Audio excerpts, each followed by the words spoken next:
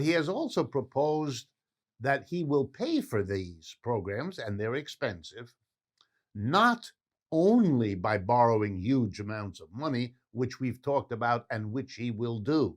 He's proposing to do it, and the Republicans will make him do more of it. But he has also proposed to do something about the grotesquely unfair tax structure we have in the United States. So I'm going to go briefly with you, bear with me, through the major parts of his proposal to show two things.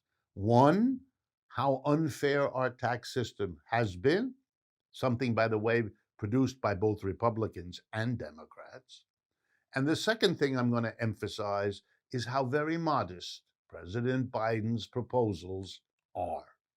So let's begin with corporate profits tax.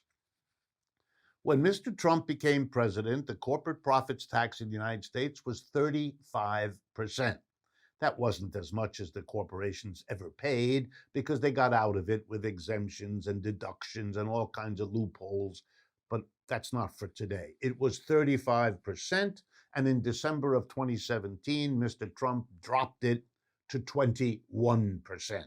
A staggering gift to corporate and business America, coming at the end of a 30-year period when they had done better than in any 30-year period in American history.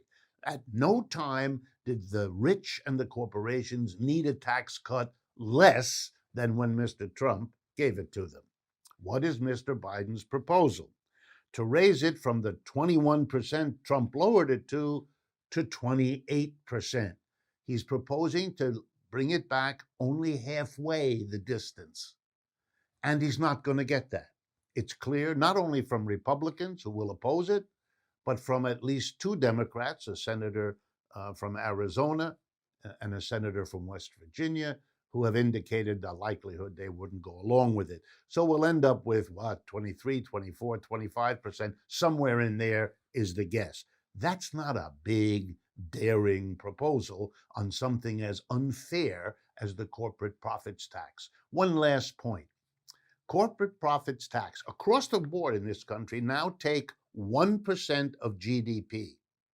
20 years ago, it took 4% of GDP. So the burden of taxation on corporations has dropped drastically, even before Trump, who dropped it further. It is something to think about.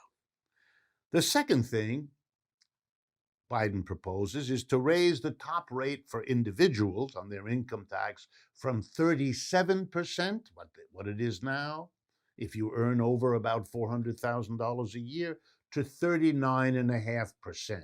I'm not going to say much about that. That's not a stupendous increase from 37 to 39.5. And just a reminder, the top rate under the last administration of Franklin Roosevelt, the top rate on the richest Americans was 94%. Mr. Biden wants to bring it up to 39.5. You can draw the obvious conclusion.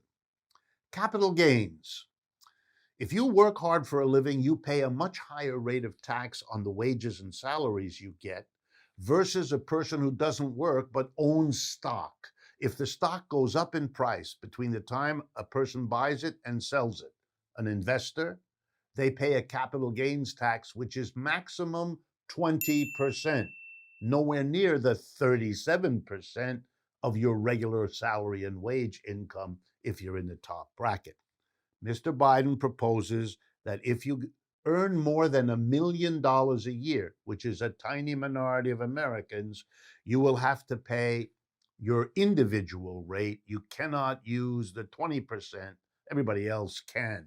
So that's a small increase for a very small part of the American population. Next item. If you die today in America, and you die at a point where stocks you paid $10 for are now worth $100, that's a capital gain of $80 per share. That isn't taxed as part of your inheritance. It's not counted. In other words, when you die, your obligation to pay any tax on your capital gains is zero. It's erased.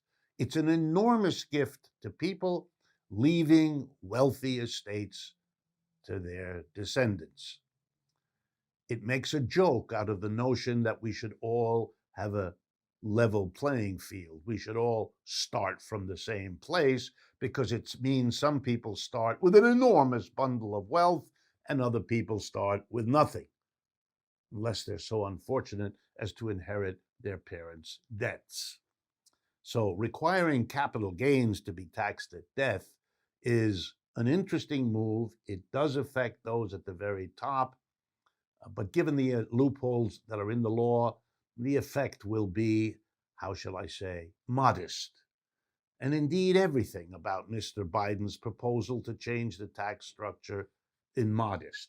It looks good to progressives, and I understand that, because compared to Trump, or compared for that matter to the traditional Republican Party establishment, it is quite something. Way better, no question. But in terms of the longer history of the United States, it is what you would expect. The Democrats are not as grossly favoring corporations and the rich as the Republicans. That has been true for a long time. And since Mr. Trump veered extra to the right, Mr. Biden is not the equal amount, but a little bit of tilt the other way. Okay, so much so that I want to make a final comment about it. It's becoming harder and harder for American capitalism to solve its problems. You can see that with the failure of how we coped or failed to with COVID. 4% of the world's population in the United States, 20% of the world's deaths from COVID. This is a criticism better than anything I could say, just those numbers. And the economic crash, and the unemployment, and the inequality, and the instability. I mean, the social problems are crowding up on us. Mr. Biden's is a very modest effort to change direction. My opinion as an economist, it's way too little, and it's coming too late for little to be enough. Time will tell, but it's important to understand the dimensions of this situation.